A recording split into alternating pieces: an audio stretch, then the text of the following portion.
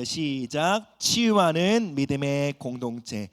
이사야 53장 5절 말씀입니다. 시작. 그가 찔림은 우리의 허물 때문이요 그가 상함은 우리의 죄악 때문이라. 그가 징계를 받음으로 우리는 평화를 누리고 그가 채찍에 맞음으로 우리는 나음을 받았도다. 아멘. 여러분, 우리가 살아가는 이 시대를 이렇게 표현할 수 있을 것 같아요. 많은 하나님의 약속들이 화석화되고 있는 시대를 살고 있다라고 말씀드리고 싶어요. 그러니까 성경의 사건들을 믿어요. 근데 과거의 사건으로만 믿는 거예요. 그 사건들이 오늘 우리의 삶 가운데 재현될 수 있는 것에 대해서는 믿지 않는 것이죠. 그러니까 하나님의 말씀을 그저 과거의 사건 또는 전설처럼 믿는 것, 이것이 바로 이 세대가 주님을 향해 갖고 있는 믿음이 아닌가 싶습니다. 그리고 이 믿음은 바로 교회가 영적으로 생명력을 잃어가는 결정적인 이유입니다. 우리의 믿음이 어떠하든, 우리가 성경을 어떻게 해석하든 하나님의 말씀은 이것을 증거합니다. 예수 그리스도는 어제나 오늘이나 영원토록 동일하시니라.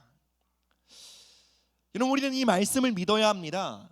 2000년 전 갈릴리에서 수많은 병자들을 고쳐주셨던 예수님은 오늘도 그리스도의 몸된 교회 가운데 임재하셔서 하나님의 자녀들을 치료하시고 고치시는 줄 믿습니다.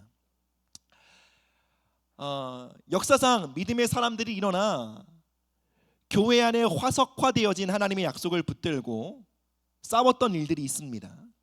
하나님의 약속들이 그저 과거의 사건이 아닌 이 시대 가운데 나타나기를 기도하며 믿음으로 선포하며 나아간 사람들이 있어요. 여러분, 그 사람들은 모두 엄청난 저항과 진통을 마주하게 되었습니다. 마치 하나님의 약속과 축복을 막아서고 있는 보이지 않는 거대한 벽이 있는 것처럼 하나님의 약속과 축복을 향해 나아가려고 할 때 그 벽을 마주하게 되었다는 것이죠. 저도 마찬가지입니다. 치유에 대한 하나님의 약속을 붙잡고 이제 본격적으로 기도하고 치유에 대한 하나님의 은혜와 약속의 말씀들, 치유의 기름 부으심을 이 교회 공동체 가운데 풀고자 할 때 몸이 더 아픈 거예요. 아내는 다쳐서 지금 병원을 다니고 있고요. 엄청난 저항을 마주하고 있는 거예요. 이러한 저항들을 마주하면서 여러분, 저는 더 확신하게 되었습니다. 하나님께서 저와 여러분들의 삶 가운데 이 교회 공동체 가운데 치유를 나타내길 원하시는구나. 그리고 그것을 막아서는 어둠의 세력이 있구나라는 것을 믿게 되었던 것이죠. 여러분, 저항이 클수록 우린 더 밀고 들어가야 합니다. 왜요? 저항이 크다는 것이 무엇입니까? 그만큼 우리에게 예비되어 있는 하나님의 영광과 하나님의 축복이 크다는 것입니다. 그러니 저항 속에 물러서서는 안 되고 더 뚫고 나아가야 한다는 것입니다. 여러분, 치유의 약속을 믿고 붙들고 들어갈 때 여러분, 많은 믿음의 사람들이 그랬던 것처럼 우리도 거대한 벽을 마주하게 될 것입니다. 그 거대한 벽을 우리가 믿음으로 두들기 시작하면 어떻게 될까요? 그 거대한 벽에 서서히 금이 가기 시작하는 거예요. 그리고 균열이 가기 시작하는 것이죠. 그리고 마침내 그 벽에 깨어지기 시작할 때에 하나님이 이미 우리에게 주셨어요. 그러나 아직 만진 바 되진 않았어요. 하나님이 우리에게 이미 주셨다고 말씀하셨으나 아직 우리에게 경험되지 않았던 그 하나님의 말씀이, 그 약속이 이 시대 안에 쏟아져 들어오게 되는 것입니다.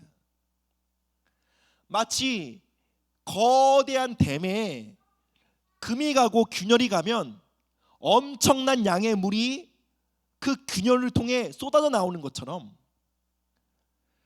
우리가 거대한 벽을 향해 싸우고 두들기고 믿음으로 돌진하기 시작할 때에 그 벽 너머에 있는 하나님의 축복의 강물이 쏟아져 들어오게 된다는 것입니다. 여러분, 하나님의 말씀은 엄청난 운동력, 에너지를 갖고 있습니다.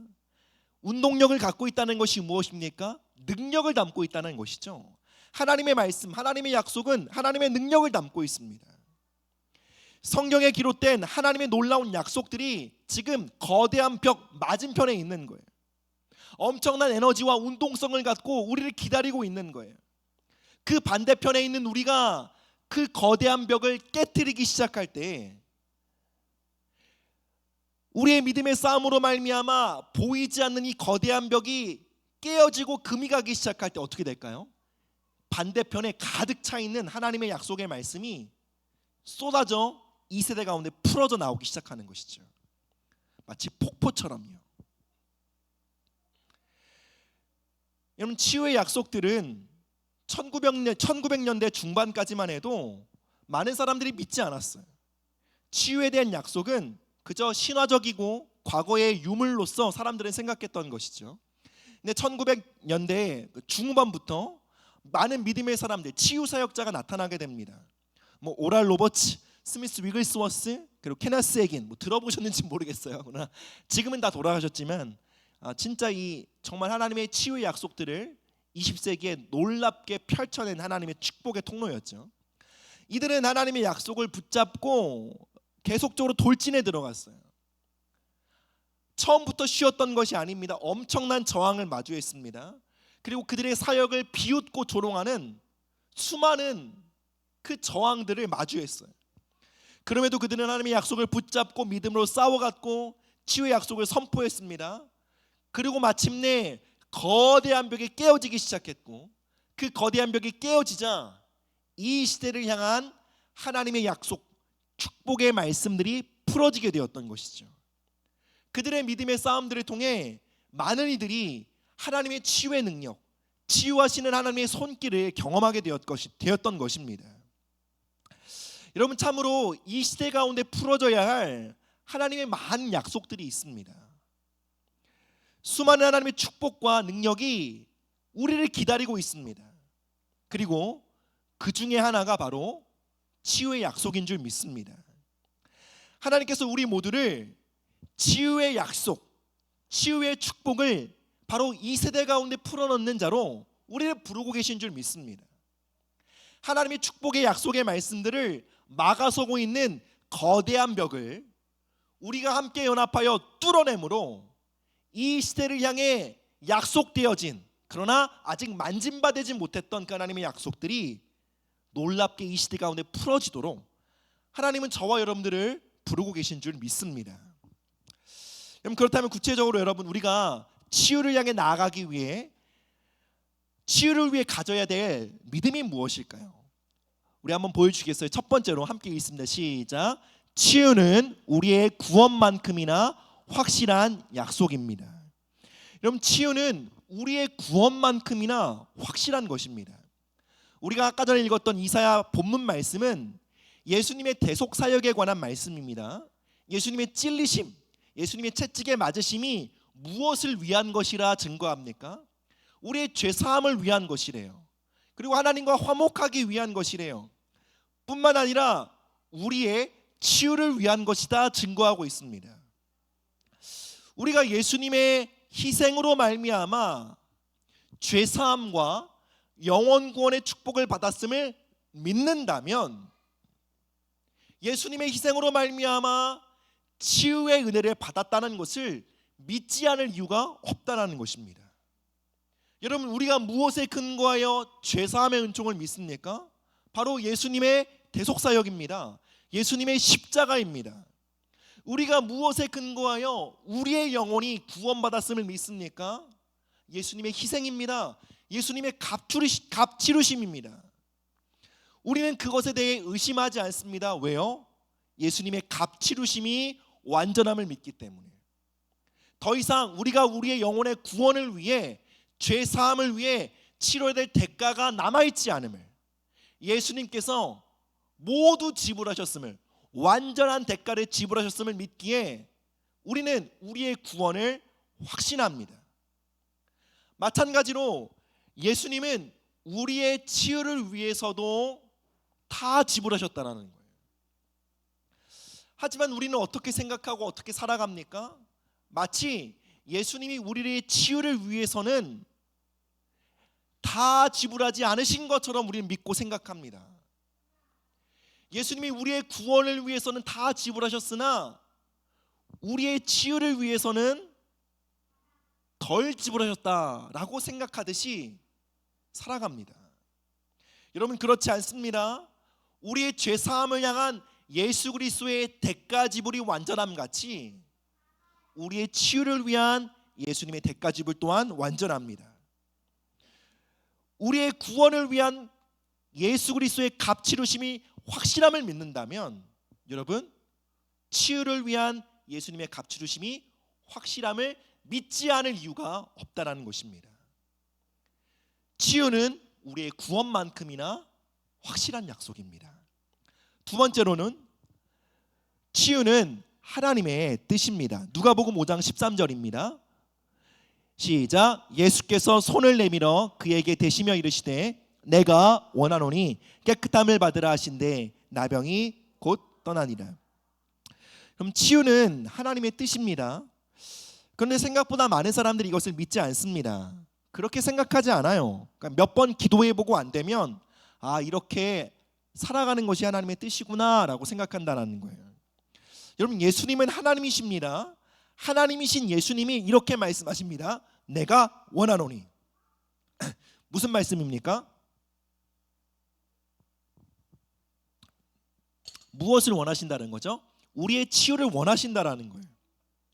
치유는 하나님의 뜻이라는 거예요. 어떤 이든 이렇게 생각합니다. 하나님께서 자신의 성화를 위해 병을 주시고 그것을 사용하시는 것은 아닐까, 우리를 겸손하게 하시기 위해, 우리를 낮추시기 위해 질병을 허락하시는 것이 아닐까라고 생각하기도 합니다. 여러분, 그러나 그것은 대단한 착각입니다. 질병은 우리를 겸손케 하지 않습니다. 질병은 우리를 파괴합니다.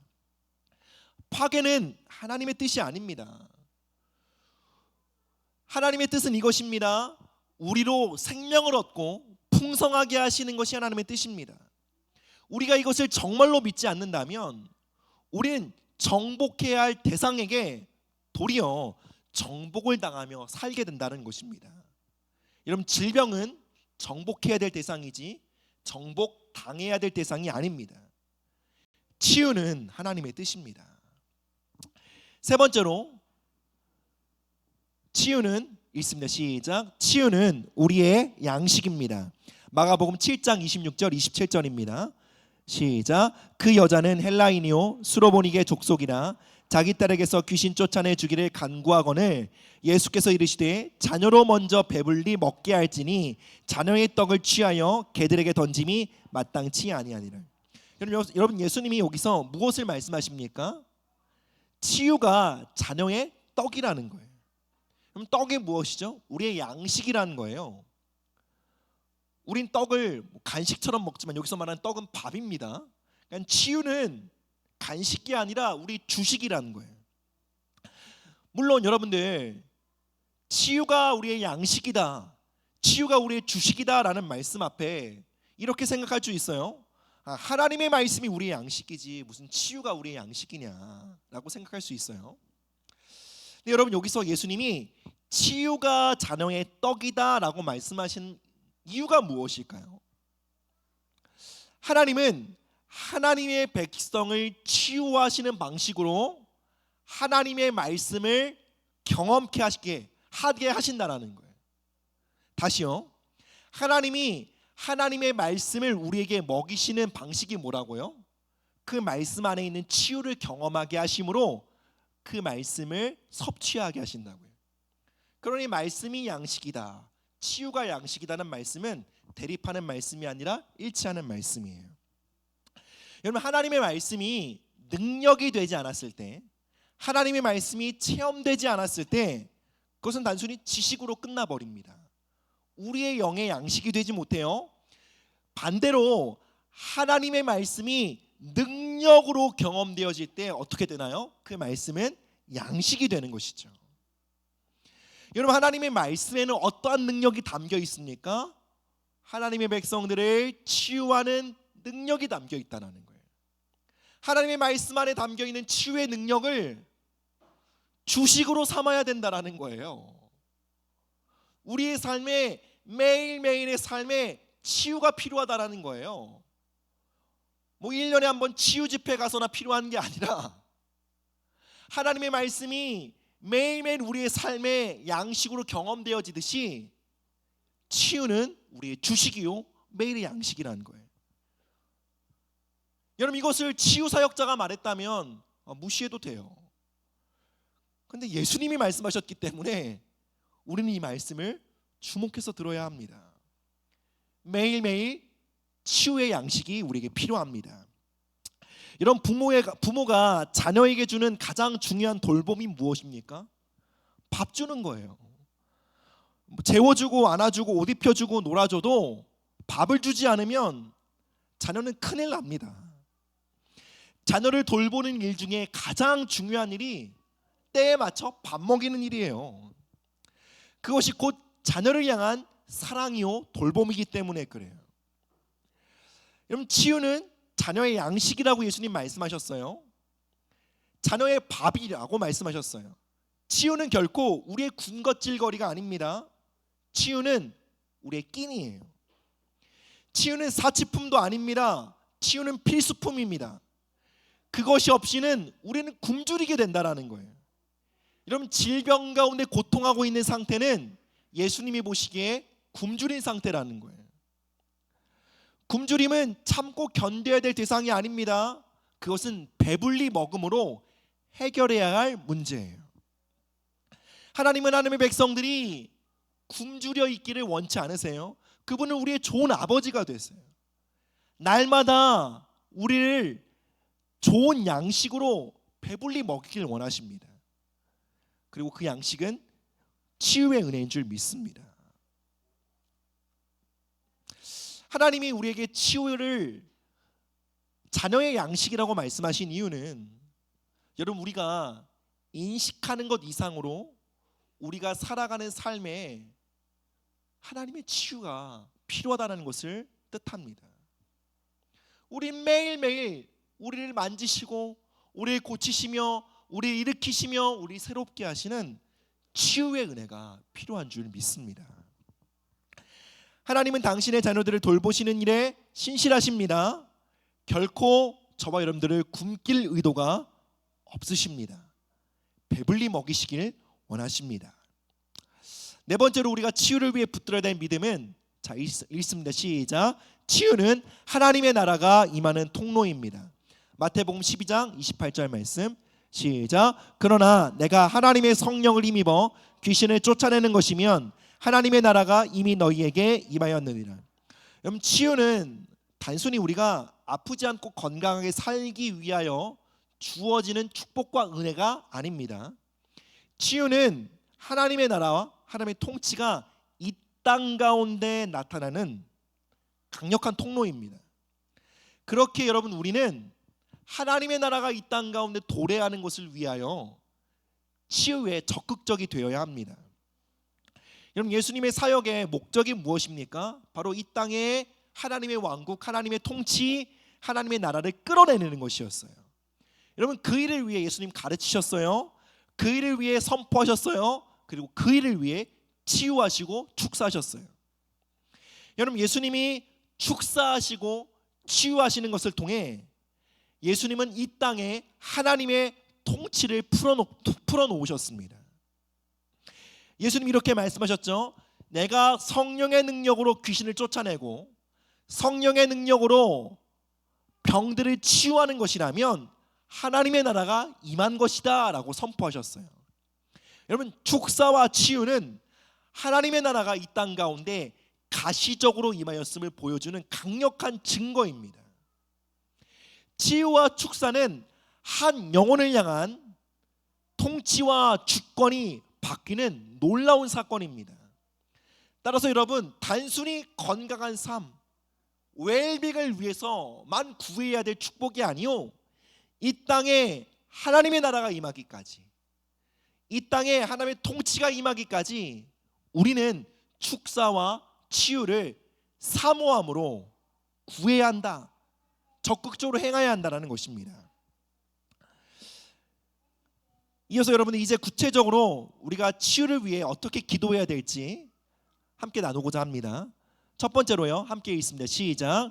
예수님께서 우리를 위해 이루신 일 위에 굳게 서야 합니다. 여러분, 치유의 근거가 무엇입니까? 예수님의 대속사역입니다. 여러분, 치유를 어떠한 능력이나 기름 부으심이나 은사로 하는 것이라 생각하면 대단한 착각이에요.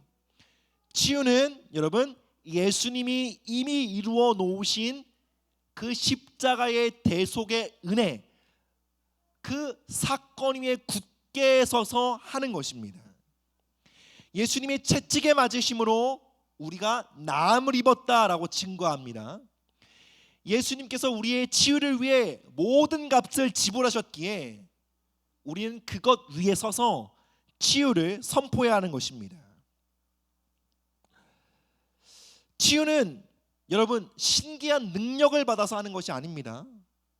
예수님께서 우리의 치유를 위해 모든 대가를 지불하셨음을 믿고 그 십자가 대속 사역 위에 굳게 섬으로 예수님이 이루신 일을 받아들이고 그 일을 선포함으로 치유를 하는 것입니다.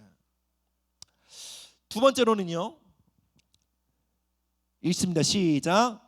순종함으로 병든 자를 위해 기도해야 합니다. 마태복음 10장 8절입니다. 시작. 병든 자를 고치며 죽은 자를 살리며 나병 환자를 깨끗게 하며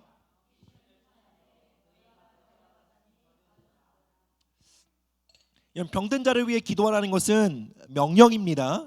예수님의 명령이에요. 이 말씀 앞에 우리는 조금도 변명할 수 없습니다. 나의 능력이 어떻고 나의 경험이 어떻고 나의 지금 믿음의 수준이 어떻고 또 신앙생활한 지 내가 지금 얼마 되지 않았고 내가 지금껏 배워왔고 또 경험했던 신앙 생활이 어떠했고 나의 신학이 어떠하고 우리가 경험했던 교회 분위기가 어떠하고 변명할 수 없습니다. 그냥 이 말씀 그대로 우리 순종해야 합니다.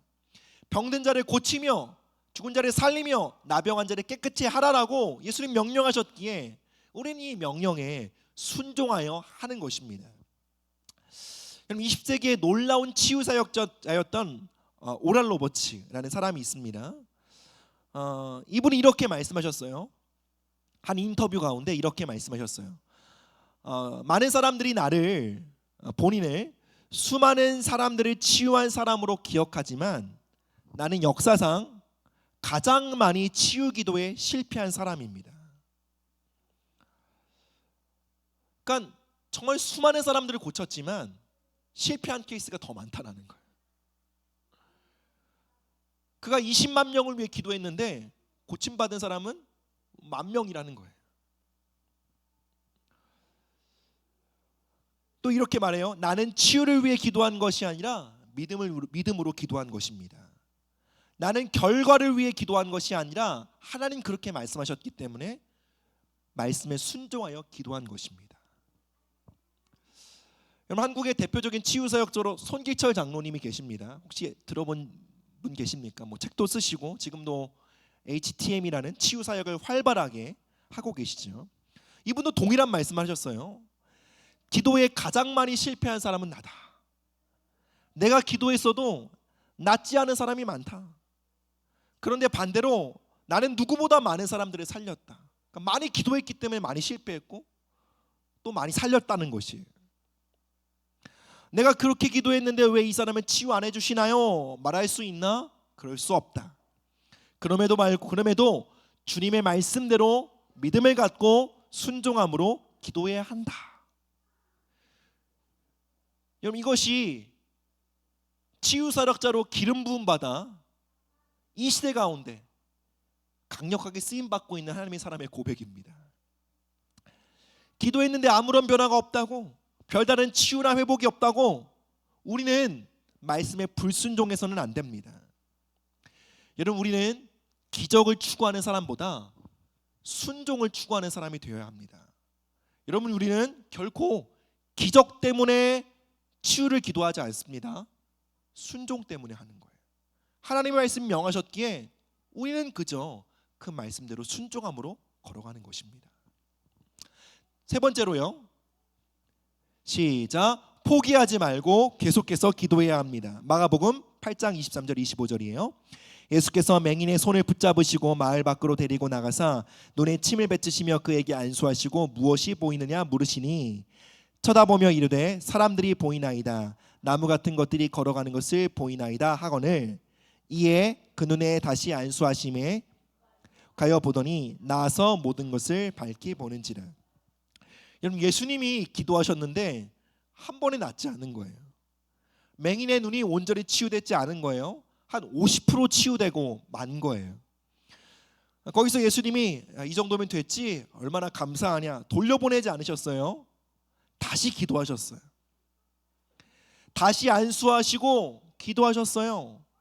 여러분, 저는 이 말씀이 기록된 이유가 온전히 저희들의 믿음을 위함이라고 믿습니다.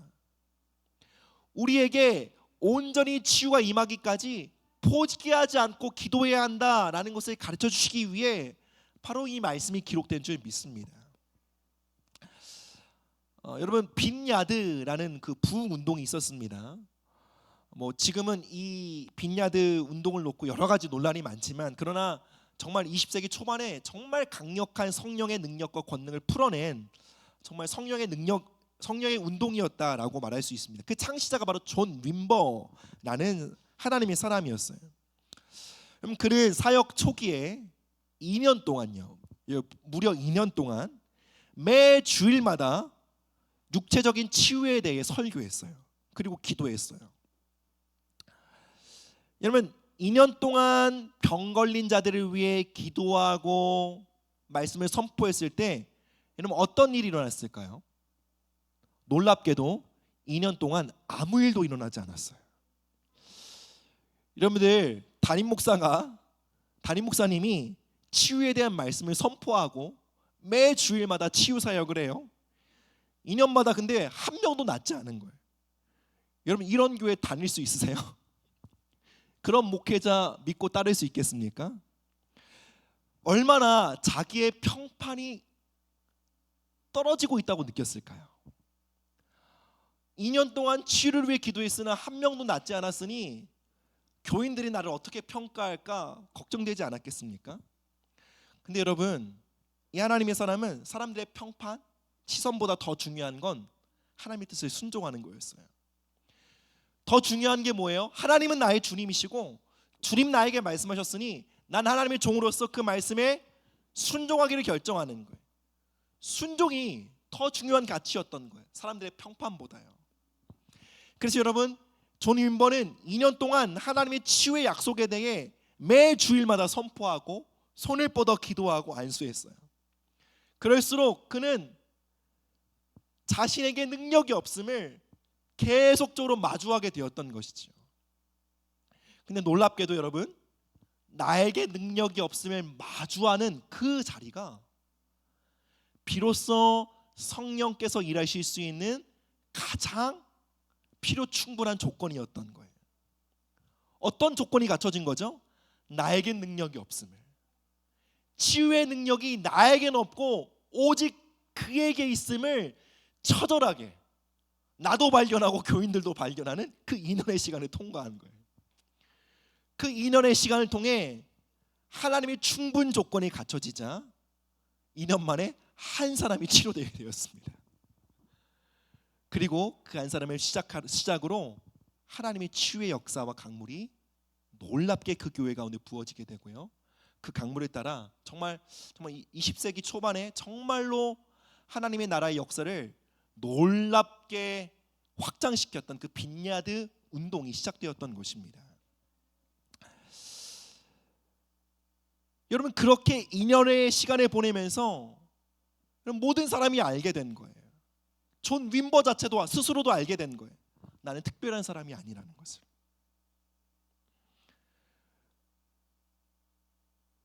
그리고 그의 걸음을 통해 이제 수많은 사람들이 알게 되는 거예요. 아, 이것은 특별한 사람이 하는 일이 아니구나.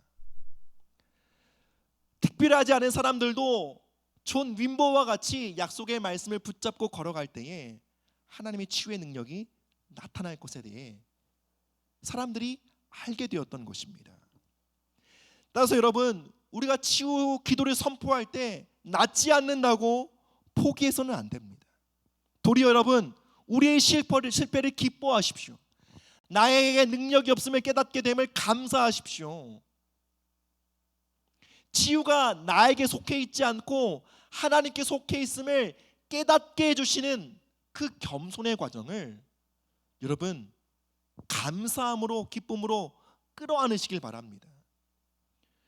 존 윈버에게는 2년의 시간이 필요했어요. 저 여러분들에게는 2년 이하의 시간이 필요한 줄 믿습니다. 여러분, 그 시간을 통과하면서 여러분, 존 윈버는 앞으로 그 이후로 수많은 사람들을 치유하더라도요, 그것이 자신에게 말미암지 않은 것을 너무나 알았던 것이죠. 따라서 여러분, 실패를 두려워하지 마십시오. 내가 믿음으로 무언가 선포했을 때 아무 일도 일어나지 않아, 그것들을 두려워하지 마십시오. 나의 무능력, 나의 불완전함이 드러나는 것에 대해 감사하십시오. 왜요? 그 모든 것이 하나님의 기적과 권능을 받기 위한 토양이 되기 때문에 그래요. 그 모든 실패들이 하나님의 기적과 하나님의 부흥을 위한 놀라운 토양이 됨을 믿으시기를 바랍니다. 또 여러분들, 우리가 치유를 위해 기도하고 치유 사역을 해나가면 우리를 낙심시키는 많은 사역, 많은 저항들을, 많은 현실들을 마주하게 돼요. 여러분, 치유 사역에 이러한 용어가 있어요. 바로 거짓말 증후라는 거예요. 영어로는 lying symptom이라고 하는데, 그러니까 하나님의 은혜로 치유를 받아요. 그리고 뭔가 괜찮아진 것 같아요. 근데 집에 돌아가면 다시 증상이 나타나는 거예요. 이것을 뭐라 그러냐면 거짓말하는 징후라고 해요. 바로 우리가 받은 치유의 약속과 치유의 은혜를 부정하는 것 같은 증상이 우리에게 다가오는 거예요. 그때 그 거짓을 붙잡고 아유, 안 됐나 보다, 일시적이었나 보네 라고 생각하면 어떻게 된다고요? 치유의 역사가 증발해 버린다는 거예요. 여러분, 우리가 이곳에서 우리가 치유를 위해 기도할 때 집에 돌아가면 다시 아프거나 다시 통증이 찾아올 수 있어요. 그때 대부분 이렇게 생각합니다. 아, 내가 치유받았다는 것은 착각이구나 라고 여긴다라는 거예요. 근데 여러분, 눈에 보이는 현상이 어떻든, 몸으로 느껴지는 증상이 어떠하든 하나님의 말씀에 편에 서서 우리는 생각하고 말해야 합니다. 낙심치 말고 포기하지 않고 하나님의 치유를 선포하며 나아가야 합니다. 저도 계속 이 하나님의 말씀에 순종하고자 하는 마음으로, 저도 뭐 치유의 능력과 은혜가 있어서 하는 것이 아니에요. 사실 이런 부분에 대한 말씀을 나눈다는 것 자체가 여러분 목회자에게 위험이에요. 이렇게 말씀을 나누고 기도했는데 오늘 아무도 안 나온 거예요. 제 평판이 어떻게 되겠어요? 왜 안 목사님 참 능력이 없어, 이렇게 되니 이런 말씀을 안 하는 게 저에게 더 안전하잖아요. 근데 제 평판이 뭐가 중요합니까? 하나님 말씀에 순종하는 것이 더 중요하죠. 제가 치유 기도를 할 때 옆에서 저희 딸 시아가 볼 때가 많아요.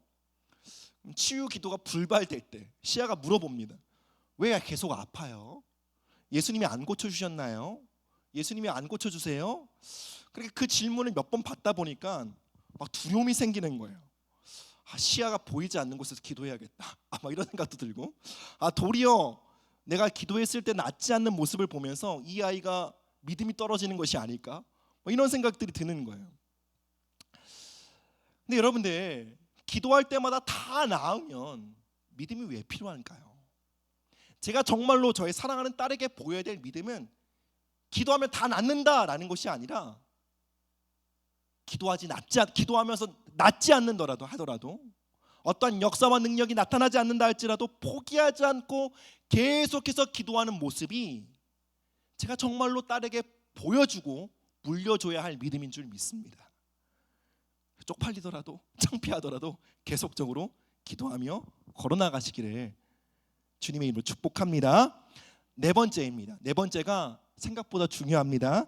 함께 있습니다. 시작. 지혜와 상식 안에서 걸어가야 합니다. 디모데전서 5장 23절입니다. 시작. 이제부터는 물만 마시지 말고 내 위장과 자주 나는 병을 위하여 포도주를 조금씩 쓰라. 이런 사도 바울이 얼마나 정말 시대를 뒤흔들 치유 사역자였잖아요. 심지어 여러분 그의 손수건만 가져가도 병이 나을 정도로 여러분 그에게 하나님의 임재와 기름 부으심과 치유의 능력이 얼마나 강력하게 현현했는지를 우리 성경을 통해 보게 됩니다. 그리고 디모데는 여러분 바울이 가장 사랑하는 영적 아들이었어요. 근데 디모데가 아픈 거예요. 근데 디모데를 향해 야, 너 나한테 와서 기도 한번 받고 가라 라고 말하지 않았어요. 병을 위해 포도주를 조금씩 쓰라. 그러니까 그 당시 과학적으로 의학적으로 검증된 방식으로 건강을 잘 돌봐야 된다 라고 디모데에게 권면한 거예요. 여러분 이것이 성경의 방법입니다. 성경 안에 있는 하나님이 우리를 치유하시는 방식입니다. 바로 지혜와 상식 안에 우리가 걸어가는 거예요. 여러분 수많은 치유 사역들이 오해받고 비난받고 공격받는 이유도 상당히 여기에서 기인되는 거예요. 지혜가 없는 거예요. 사람들이 볼 때 몰상식한 거예요. 그러니까 치유 사역을 한다는 사람들이 너무 비상식적으로 보이고 심지어 미신적으로 보이는 거예요. 여러분 우리가 하나님이 우리를 치유하신다라는 그 치유의 약속은 여러분 결코 우리로 하여금 우리의 건강을 돌보지 않거나 우리의 건강에 대해 방만하도록 만들지 않습니다. 하나님이 우리에게 주시는 치유의 약속과 은혜는 우리가 건강을 돌보지 않고 마음대로 살아도 될 이유가 되지 않습니다. 도리어 여러분 하나님이 저와 여러분들의 몸을 사랑하시고 귀히 여기시기에 치유하신다는 이 믿음은 우리가 몸을 잘 돌보고 관리해야 되는 책임과 의무감을 우리에게 준다라는 것입니다. 따라서 여러분 우리는 지혜와 상식 안에 걸어가야 합니다. 하나님이 우리를 치유하심을 믿고 하나님이 우리의 몸을 귀히 여기심을 믿고 성령의 전으로서 우리의 몸을 아끼심을 믿고 우리는 우리의 몸을 파괴하는 습관들을 버려야 합니다. 불규칙한 생활 습관, 건강하지 않은 식습관, 회개하고 돌이켜야 합니다. 여러분 이러한 건강한 상식과 지혜가 없이는 치유의 은혜가 아무리 강력하게 임해도 많은 사람들에게 하나님을 오해하게 만들 뿐이에요. 하나님 이상한 분으로 보이게 만들 뿐이에요. 우린 기도해야 합니다. 믿음으로 선포해야 합니다. 또 중요한 것이 있어요. 지혜와 상식 안에 걸어가야 해요. 그것이 성경의 방법입니다. 또한 우리는 건강을 위한 좋은 습관들을 개발해야 합니다. 하나님 우리를 아무리 치유해 주셔도 우리가 건전하지 않은 삶의 방식들을 고수한다면 맵고 자극적인 거 많이 먹고 그렇죠? 막 늦게 자고 늦게 일어나고 그러면 다시 아프고 병들게 될 것입니다. 하나님은 우리가 지혜와 상식 안에 살아가길 원하십니다. 필요하다면 의학적이고 과학적인 도움도 적극적으로 받아야 합니다. 건강한 생활 습관을 개발해야 합니다. 규칙적으로 생활해야 합니다. 자신에게 맞는 운동을 찾아서 해야 합니다. 하나님 앞에서 그 일을 성실하게 해야 합니다. 여러분 그 일은 성도의 의무요 책임입니다. 지금 디모데에게 바울이 그것을 가르쳐 주는 거예요. 디모데야, 너가 너의 몸을 건강에 잘 돌보는 것이 하나님 섬기는 길이야. 너 이 일에 게으르면 너 하나님께 불순종하는 거야. 말씀을 맺겠습니다. 하나님은 우리에게 치유를 명하십니다. 하나님께서 우리에게 주신 치유의 약속 안으로 걸어들어라고 말씀하십니다. 여러분 이것은 치유 사역자들에게 행한 사역자들에게만 행한 말씀이 해당되는 말씀이 아닙니다. 모든 믿는 자들에게 주시는 하나님의 약속입니다. 치유의 약속을 향해 걸어 들어가다 보면 우리 모두가 장벽들을 만날 거예요.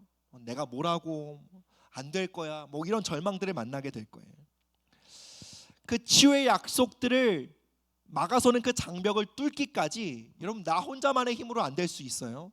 그러나 여러분 우리가 공동체로서 함께 믿음을 모아 하나님의 약속을 막아서고 있는 그 장벽들을 뚫고 나가려고 할 때 여러분 그 장벽들을 혼자의 믿음으로 싸우는 것보다 훨씬 더 쉽게 돌파하게 될 줄 믿습니다. 이 시간 우리 함께 기도하며 나가도록 하겠습니다.